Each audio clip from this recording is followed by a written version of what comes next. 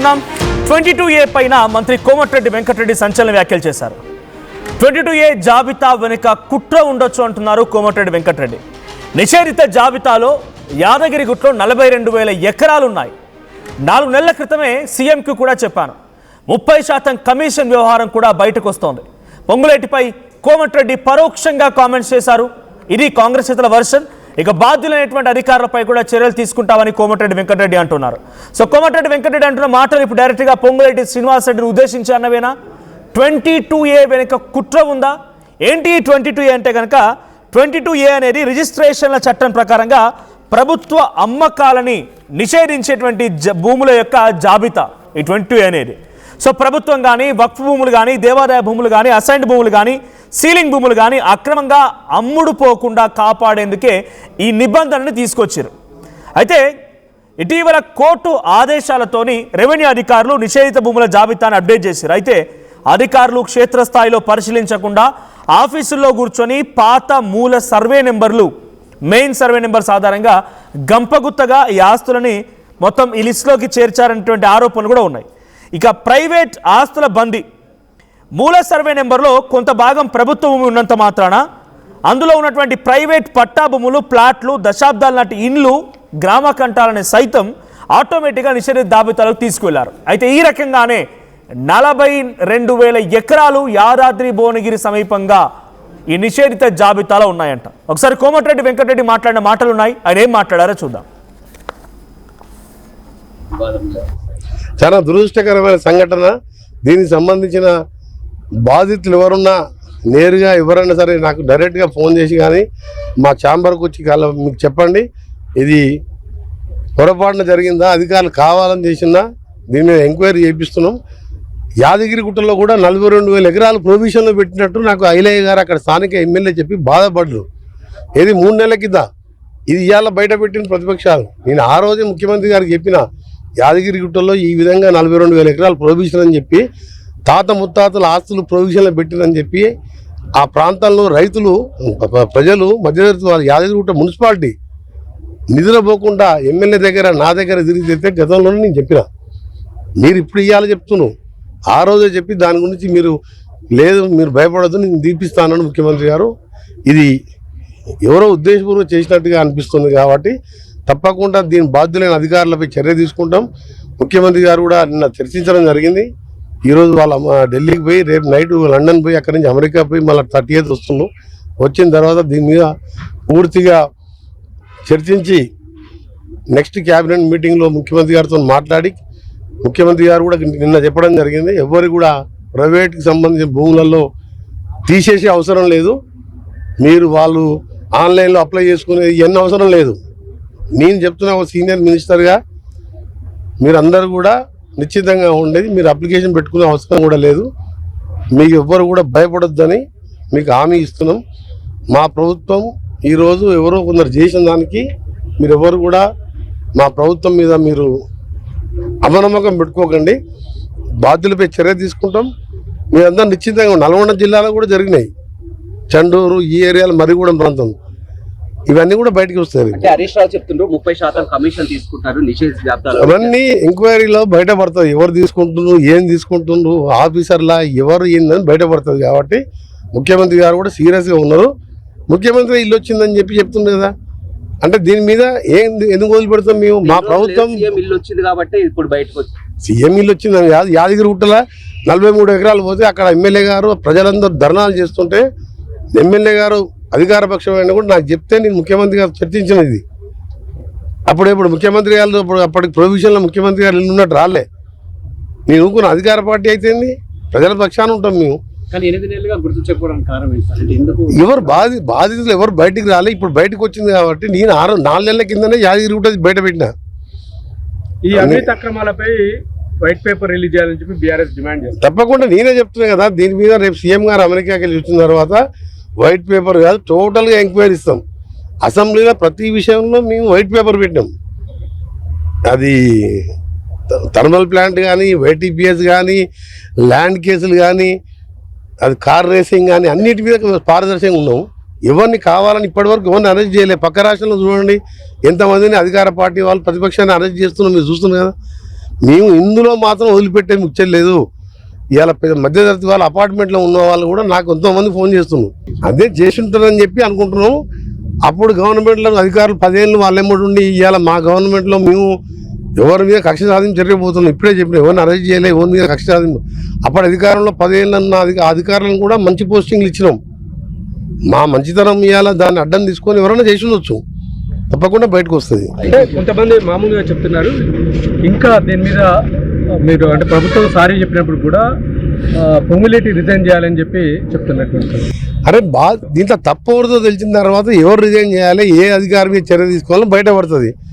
దీని మీద ఎటువంటి చర్య మేము వెనకాడుకు ముగియలేదు.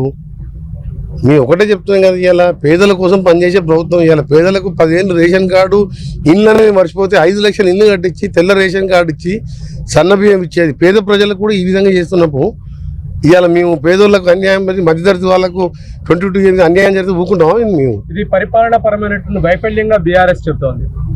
అరే వాళ్ళ వైఫల్యం ఉన్నప్పుడు కాళేశ్వరం కూలిపోయింది, మేడిగడ్డ కుంగింది, మీరు బాంబులు పెట్టి కూలగొట్టినని చెప్పి కేటీఆర్ అన్నాడు. బాంబులు పెడితే పైకి లేస్తుందా కింది గుంజుకుందా? ఏదో కావాలని అంటారు వాళ్ళు, అందుకే తప్ప మేము కాళేశ్వరం మేము కూలగొట్టినామా? ఇంకొక వేగంగా మాట్లాడండు. వాళ్ళే చెప్పిండ్రు, ఎన్డీఏసీ చెప్పింది. ఇక్కడ అనవసరంగా మీరు అప్పుడే రిపోర్ట్ ఇచ్చినాం. చాలా మంది ఇంజనీర్లు చెప్పిండ్రు ఇక్కడ బ్యారేజీలు కట్టకూడదని. ఉన్న వాళ్ళు మీరు లేదనుకోండి, ఎవ్వరు కూడా అప్లై చేసుకునే అవసరం లేదు. తప్పకుండా నేను వాళ్ళకి అండగా ఉంటా అని చెప్తున్నా. 22A వెనుక అధికారుల తప్పిదాలు ఉన్నాయి. ఇది ఒక సీనియర్ మంత్రిగా నేను చెప్తూ ఉన్నా. 42,000 ఎకరాలు యాదగిరిగుట్ట దగ్గర ఈ 22A కింద పోయినాయి. 22A అనేది నిషేధిత జాబితా, లేదంటే ప్రొబిషన్, ఇంకొక రిజిస్ట్రేషన్ కాకుండా అమ్మడానికి వీలు లేకుండా కొనడానికి వీలు లేకుండా చేసిన నియంత్రించేటువంటి ఒక యాక్ట్ ఇది. మరి ఏ భూములు దీనిలోకి వచ్చాయంటే అసైన్ ల్యాండ్స్ ఉన్నాయి, ప్రభుత్వ భూములు ఉన్నాయి, వక్ఫ్ భూములు ఉన్నాయి, కొన్ని ప్రైవేటు భూములు కూడా దాంట్లోకి వచ్చాయి. ఇప్పుడు ప్రైవేటు భూముల దగ్గర దాంట్లోకి వెళ్ళడం, కొనడానికి అమ్మడానికి వీలు లేకుండా చేయడంతో ప్రైవేట్ భూములు అన్ని రకాల ప్రూఫ్స్ ఉన్నా కూడా ఏం చేయలేక లబోదిమం అంటూ తళ్ళు పట్టుకుంటున్నారు సామాన్య జనం. కొంతమంది రిచ్ బిజినెస్ మ్యాన్లు కావచ్చు, రియల్ ఎస్టేట్ వ్యాపారులు కావచ్చు. సో వాళ్ళంతా లబోదిమం అని కొట్టుకున్న సమయంలో మంత్రుల మధ్య కూడా ఒక రకమైన డిస్కషన్ జరుగుతోంది. సో దీని వెనుక పెద్ద కుట్ర ఉందని కోమటిరెడ్డి వెంకటరెడ్డి మాట్లాడడం ఇప్పుడు హాట్ టాపిక్ చెప్తోంది. ఒకసారి దీనికి సంబంధించి మరిన్ని అప్డేట్స్ ప్రతినిధి మధు అందిస్తారు. మధు, ఈ 22A పైన ఇప్పుడు కోమటిరెడ్డి మాట్లాడిన మాటలు డైరెక్ట్గా పొంగులేటి శ్రీనివాసరెడ్డిని ఇండైరెక్ట్గా ఉద్దేశించి అనడమే అనుకోవాలా? అంటే పెద్ద వివాదం అవుతుంది రాష్ట్రంలో. ప్రస్తుతం బీఆర్ఎస్ దీన్ని కోట్ చేస్తూ ఉంది ఏంటంటే mother of all the scams అంటూ వాళ్ళు చెప్తా ఉన్నారు. రూపాయి పెట్టుబడి లేకుండా అసలు ప్రభుత్వం భూములే కాకుండా ప్రైవేట్ భూముల్ని, వెంచర్స్ని గతంలో ఆల్రెడీ హెచ్ఎండిఏ కానీ తర్వాత జిహెచ్ఎంసీ అనుమతించినటువంటి అన్ని వెంచర్లని వాళ్ళే ఇప్పుడు 22A కింద బ్లాక్ లిస్ట్లో, నిషేధిత భూముల లిస్ట్లో పెట్టి ప్రొహిబిటెడ్ ఏరియా అంటూ చూపిస్తూ, సో దాంట్లో డబ్బులు దండుకునే కార్యక్రమం జరుగుతూ ఉంది. Mother of all the scams ప్రస్తుతం దానికి తెరలేపారు అనేటువంటిది. కాకపోతే దీంట్లో తప్పిదం ఎవరిది, నిర్ణయం ఎవరిది అనేటువంటిది, మౌఖిక ఆదేశాలు ఉన్నాయా, ఎవరికి చెప్పారు? ఏదో ఒక్క వెంచరో, ఒక్క సర్వే నెంబరో, కొంత సర్వే నెంబర్లో ప్రభుత్వ భూమిని ఆనుకొని ఉన్న సర్వే నెంబర్లో ఏదైనా చిన్న తేడా వస్తే దాన్ని 22A కింద బ్లాక్ లిస్ట్లో పెట్టి ప్రభుత్వం తర్వాత నెమ్మదిగా చర్యలు తీసుకునే అవకాశం ఉంది. అవన్నీ కాకుండా తెలంగాణ రాష్ట్ర వ్యాప్తంగా ప్రస్తుతం 8 లక్షల ఎకరాలను నిషేధిత జాబితాలో పెట్టారు. అంటే దీని వెనకాల పెద్ద కుట్ర ఉంది అనేటువంటిది ప్రస్తుతం ఆరోపణ చేస్తూ ఉన్నారు. దీంట్లో ముఖ్యమంత్రి నివాసమే బ్లాక్ లిస్ట్లో ఉండడం అనేటువంటిది వివాదాలకు తావురేపుతా ఉంది. దీంట్లో ఒక యాదగిరి గుట్టలోనే 42,000 ఎకరాలు ప్రొహిబిటెడ్ లిస్టులోకి వెళ్ళిపోయాయి అంటే ఏం జరుగుతుంది రాష్ట్రంలో అనేటువంటిది రెవెన్యూ శాఖ మంత్రి పొంగులేటి శ్రీనివాసరెడ్డి అనుమతి, ఆదేశాలు లేకుండా అసలు వీటిని బ్లాక్ లిస్ట్లో పెట్టేటువంటి అవకాశమే లేదు. చాలా పెద్ద కుట్ర, mother of all the scams, అన్ని స్కామ్లోకి ఇదే తల్లి లాంటిది. అంత పెద్ద స్కామ్కి తెరలేపారు. బ్యాక్ ఎండ్లో 30% కమిషన్ ఇస్తేనే బ్లాక్ లిస్ట్లో నుంచి మీ నిషేధిత సంబంధించినటువంటి భూములు కానీ, ప్లాట్ కానీ, ల్యాండ్ కానీ వాటిని రిలీజ్ చేసేటువంటి సిచ్యువేషన్ ఉంది అనేటువంటిది ప్రతిపక్షాలు ఆరోపిస్తూ ఉన్నాయి. పెద్ద ఎత్తున ఆందోళన చేస్తూ ఉన్నారు. బాధితులు క్యూ కడతా ఉన్నారు. ఎవరైతే ఆస్తులు అమ్ముకోవడానికో, లోన్ కోసమో, ఎడ్యుకేషన్ లోన్ కోసమో, ఇట్లా వివిధ ఇతరత్రాకు సంబంధించినటువంటి రీజన్స్తో వాళ్ళు అప్రోచ్ అవుతూ ఉన్నారో అక్కడ వాళ్ళకు తెలుస్తూ ఉంది వాళ్ళ భూములన్నీ నిషేధిత జాబితాలో ఉన్నాయని. రీసెంట్గా కొద్దిసేపటి క్రితం ఆర్టీవీ మాట్లాడింది 22A బాధితులతోటి. 1964 1964లో నిర్మితమైనటువంటి కాలనీ, అది హెచ్ఎండిఏ సంబంధించినటువంటి భూమి, తర్వాత జిహెచ్ఎంసీ అనే అనుమతులు ఉన్నాయి. కొంతమంది అక్కడే పుట్టారు, అక్కడే చనిపోయారు, అక్కడే పెళ్ళిళ్ళు అయిపోయి అక్కడే నివాసం ఉంటున్నారు. అంత పాత ఇళ్ళు ఉన్నాయి, అంత పురాతనమైన 1964 ఉన్నటువంటి భూములను కూడా కాలనీ మొత్తం దాదాపు 10,000 మంది నివసిస్తున్నటువంటి కాలనీని బ్లాక్ లిస్ట్లో పెట్టినటువంటి పరిస్థితి ఉంది అమీన్పూర్ పటాన్ చెరువుకి సంబంధించినటువంటి ప్రాంతంలో. అట్లా మొత్తం రాష్ట్ర వ్యాప్తంగా 8 లక్షల ఎకరాలకు సంబంధించినటువంటి భూములు, వివిధ సర్వే నెంబర్లు, అపార్ట్మెంటు, తర్వాత వ్యవసాయ భూములు, కమర్షియల్కి సంబంధించి ఆల్రెడీ కాలనీలు, అపార్ట్మెంట్లో ఉన్నటువంటి వాళ్ళు, ప్లాట్స్ అందరూ నివసిస్తున్నవారు. ప్రస్తుతం వారి ఏరియాలో వారు ఉంటున్నటువంటి వాళ్ళు అకస్మాత్తుగా వారికి 22Aలోకి వెళ్ళిపోవడంతో ఆందోళనకు గురవుతున్నటువంటి సిచ్యువేషన్ ఉంది. వాళ్ళు అప్రోచ్ అవుతున్నారు. ముఖ్యమంత్రి రేవంత్ రెడ్డి కూడా విదేశీ పర్యటనకు వెళ్లే ముందు, అంటే ఈరోజు ఢిల్లీలో ఉన్నారు, ఈరోజు నైటు విదేశీ పర్యటనకు ఉన్నారు. ఆయన తిరిగి వచ్చిన తర్వాత చర్యలు ఉంటాయి, దీని మీద పూర్తి స్థాయిలో రివ్యూ ఉంటుందంటున్నారు. దీంట్లో నెక్స్ట్ సంబంధించిన దాంట్లో చర్యలు ఉండాలి, ఎవరిని బాధ్యతలు చేయాలి, దీంట్లో ఎందుకు నిషేధిత జాబితాలోకి వెళ్ళాయి, దీని కారకులు ఎవరు అనేటువంటిది పెద్ద ఎత్తున ప్రభుత్వం దృష్టి పెడుతున్నట్టుగా తెలుస్తుంది. డైరెక్ట్గా కోమటిరెడ్డి వెంకటరెడ్డి మంత్రి అధికారులు చేసేటువంటి కొన్ని చర్యల మూలంగానే తప్పిదాలు జరిగాయని చెప్పి క్షమాపణ కోరుతూ పొంగులేటి శ్రీనివాసరెడ్డి మాట్లాడుకొచ్చారు. ఇప్పుడు కోమటిరెడ్డి వెంకటరెడ్డి అధికారులు తప్పు అంటున్నారు. ఇప్పుడు ఎవరు అప్లై చేయాల్సిన అవసరం లేదు, ఎవరు కూడా ఏ ఆఫీస్ చుట్టూ తిరగకండి, అది అయిపోతుంది అని కోమటిరెడ్డి వెంకటరెడ్డి అనడం చూస్తూ ఉన్నాం. ఎలాంటి పరిష్కారం దొరుకుతుంది ఈ ల్యాండ్స్కి ఇప్పుడు? ఒక్క అప్లికేషన్ రాకుండానే, ఒక్క ఫిర్యాదు రాకుండానే, ఒక్క దరఖాస్తు ఇవ్వకుండానే, అంటే అపోనెంట్ కానీ ఇంకోరు కానీ ఏదో ఒక చిన్న అపోనెంట్ ఎవరైనా ఇస్తే ఆ భూమికి సంబంధించి 22Aలో పెట్టాలి. అది ప్రైవేట్ భూములు అయితే. ఇక రాష్ట్ర కేంద్ర ప్రభుత్వ భూములు కానీ, దేవాదాయ భూములు కానీ, వక్ఫ్ కానీ, అసైన్ ల్యాండ్స్ కానీ వీటిని పెట్టేటువంటి అధికారం ప్రభుత్వానికి ఉంది, రెవెన్యూ డిపార్ట్మెంట్కి ఉంది. అంతవరకు ఓకే. ప్రైవేట్ ల్యాండ్స్ ఎందుకు? వేల ఎకరాలు, లక్షల సంబంధించినటువంటి ఆస్తులు ప్రైవేట్లోకి ఎందుకు వెళ్ళి, ప్రైవేట్ భూముల్లో ఎందుకు 22Aను ఇంప్లిమెంట్ చేశారనేటువంటి ఆందోళన వ్యక్తం అవుతా ఉంది. దీంట్లో అధికారులు చేశారు, తప్పిదం జరిగింది అనేటువంటిది మంత్రి పొంగులేటి శ్రీనివాసరెడ్డి క్షమాపణ చెప్పే ప్రయత్నం చేస్తున్నారు. కానీ ప్రతిపక్షాల నుంచి, కొంతమంది ఎక్స్పర్ట్స్ నుంచి వస్తున్నటువంటి మంత్రి స్థాయి లెవెల్లో ఆదేశాలు లేకపోతే క్షేత్రస్థాయిలో 22A ప్రొహిబిటెడ్ కింద పెట్టేటువంటి స్థాయిలో సీనియర్ మంత్రిగా తప్పు జరిగింది అని చెప్పి డైరెక్ట్ గా కోమటిరెడ్డి వెంకటరెడ్డి అనడము, రెవెన్యూ శాఖ మంత్రిగా పొంగులేటి శ్రీనివాసరెడ్డి చెప్పడము, ఇలా చెప్తున్న సమయంలో దీనిపైన విచారణ జరిగే అవకాశం ఉందా? ఎవరి వైపు నుంచి తప్పు జరిగిందనేది, ఎవరు తప్పు చేశారు, ఎవరి వైపు నుంచి తప్పు జరిగిందని అటు కోమటిరెడ్డి వెంకటరెడ్డి అంటూ ఉన్నారు, ఇటు పొంగులేటి శ్రీనివాసరెడ్డి అంటున్నారు. కాబట్టి ఏదైనా విచారణ జరగవచ్చా ఇంటర్నల్గా? ఎంక్వైరీ చేయాలి అని చెప్తా ఉన్నారు. ఆల్రెడీ మంత్రి పొంగులేటి శ్రీనివాసరెడ్డి రెవెన్యూ కూడా దీనిపైన విచారణకు ఆదేశించాము, ఎక్కడ తప్పిదం జరిగింది, ఎందుకు ఈ 22A ఇంప్లిమెంట్ అయింది, ఇన్ని లక్షల ఆస్తులకు సంబంధించి, ఇన్ని లక్షల మంది ప్రజలకు సంబంధించినటువంటిది ఆయన ఎంక్వైరీ చేస్తున్నారు. ముఖ్యమంత్రి కూడా ఆల్రెడీ ఎంక్వైరీ స్టార్ట్ చేశారు. సీఎంఓ నుంచి ఏం జరిగింది, ఎక్కడ తప్పిదం జరిగింది, ఆరోపణలు ఎక్కడ వస్తున్నాయి అనేటువంటిది ప్రతిపక్షాలు చేస్తూ ఉన్నాయి. ఆరోపణలు 30% కోసం జరుగుతుంది ఇదంతా కూడా అనేటువంటిది. గతంలో పొంగులేటి శ్రీనివాసరెడ్డి ఇతర రాష్ట్రాల్లో ఖర్చు పెట్టారు కాంగ్రెస్ పార్టీ కోసం.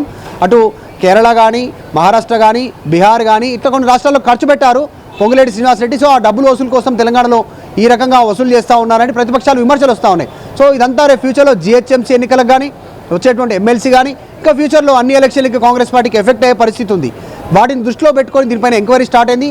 మంత్రి కోమటిరెడ్డి వెంకటరెడ్డి కూడా విచారణ చేయాలనేటువంటి డిమాండ్ చేస్తున్నారు. ఎవరు తప్పిదం ఉందో బయట పడ్డ తర్వాత చర్యలు ఉంటాయంటున్నారు. ప్రతిపక్షాలు మాత్రం పొంగులేటి శ్రీనివాసరెడ్డి రిజైన్ చేయాలంటున్నారు. బీజేపీ నేత ఏలేటి మహేశ్వర్ రెడ్డి తన దగ్గర పూర్తి ఆధారాలు ఉన్నాయి. పొంగులేటి శ్రీనివాసరెడ్డి చేసినటువంటి ఈ అక్రమాలకు సంబంధించి రాహుల్ గాంధీకి, తర్వాత సెంట్రల్కి ఫిర్యాదు చేస్తాననేటువంటి స్టేట్మెంట్ చేస్తా ఉన్నారు. సో వివాదం పెద్దదవుతుంది, బాధితులంతా రోడ్డుపైకి వస్తున్నారు.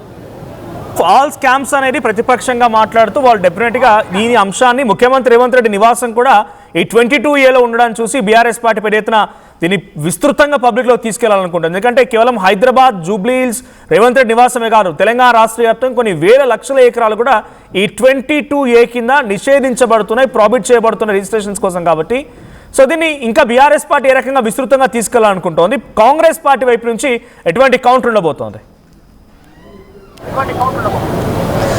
అంటే ముఖ్యమంత్రి విదేశీ పర్యటన ముగించుకొని వచ్చిన తర్వాత ఆల్రెడీ ఆయన లండన్ వెళ్తా ఉన్నారు. లండన్ నుంచి యూఎస్ వెళ్తారు. పెట్టుబడులకు సంబంధించినటువంటి కొన్ని కంపెనీలతో ఆయన సమావేశం అవుతారు. యూఎస్లో కుటుంబంతో సహా వెళ్ళారు.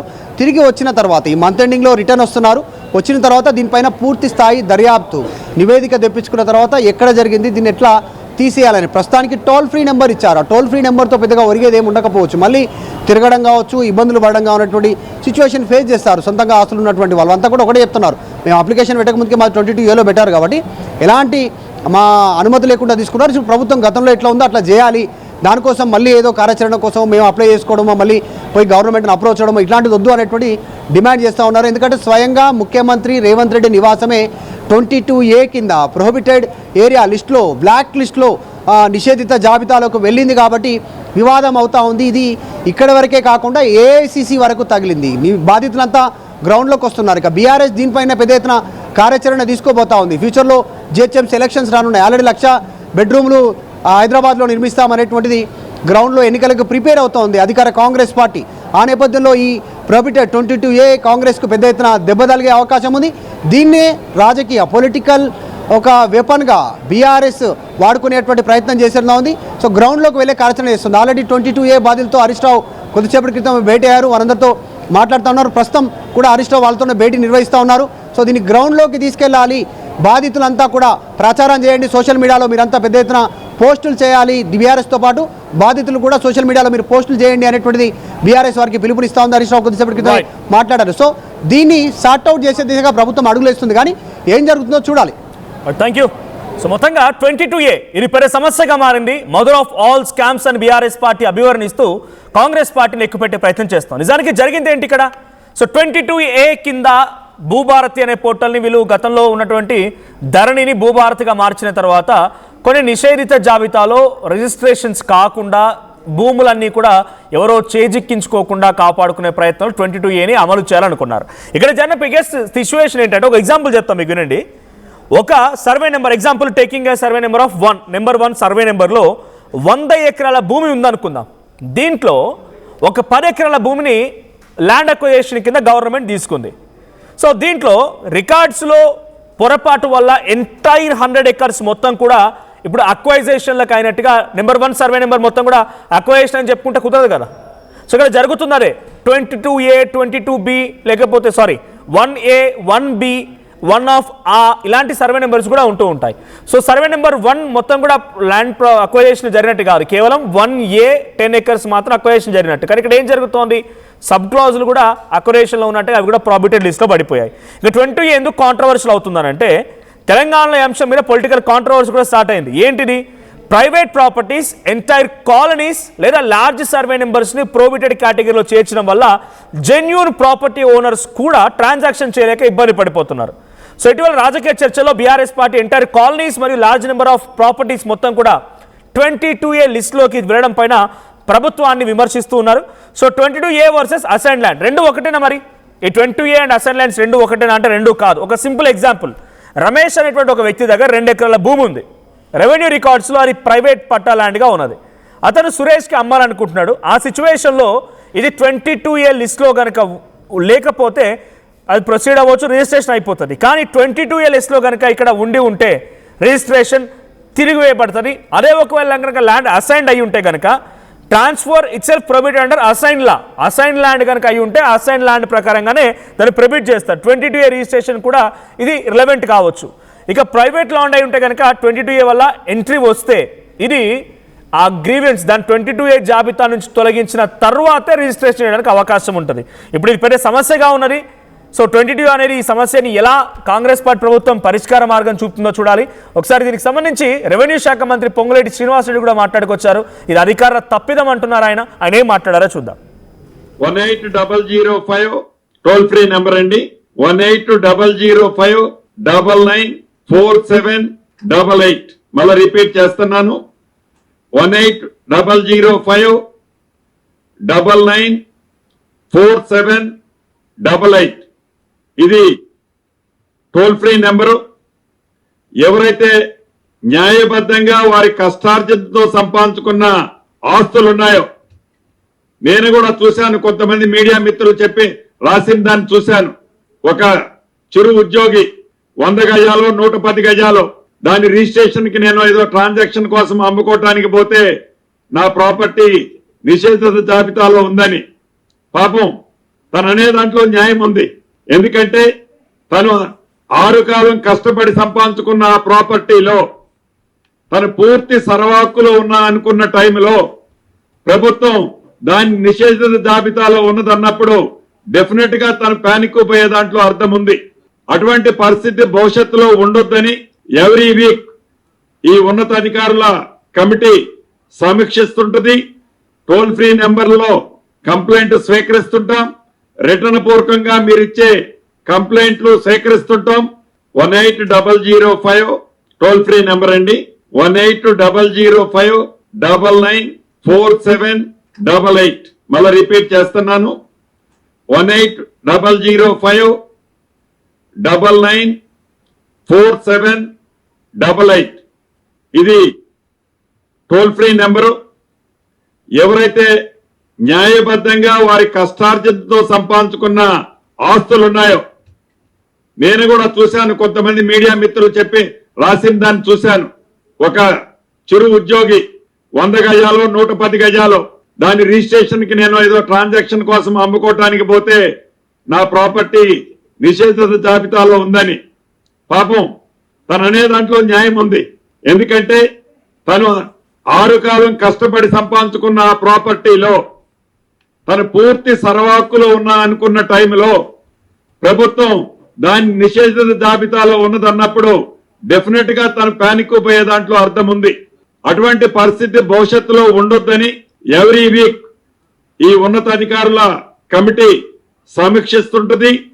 టోల్ ఫ్రీ నెంబర్లో కంప్లైంట్ స్వీకరిస్తుంటాం. రిటర్న్ పూర్వకంగా మీరిచ్చే కంప్లైంట్లు సేకరిస్తుంటాం. 18005 టోల్ ఫ్రీ నెంబర్ అండి. 18005994788. మళ్ళీ రిపీట్ చేస్తున్నాను, 18005994788. ఇది టోల్ ఫ్రీ నెంబరు. ఎవరైతే న్యాయబద్ధంగా వారి కష్టార్జితంతో సంపాదించుకున్న ఆస్తులున్నాయో, నేను కూడా చూశాను, కొంతమంది మీడియా మిత్రులు చెప్పి రాసిన దాన్ని చూశాను. ఒక చిరు ఉద్యోగి 100 గజాలు 110 గజాలు దాని రిజిస్ట్రేషన్ కి నేను ఏదో ట్రాన్సాక్షన్ కోసం అమ్ముకోవటానికి పోతే నా ప్రాపర్టీ నిషేధిత జాబితాలో ఉందని. పాపం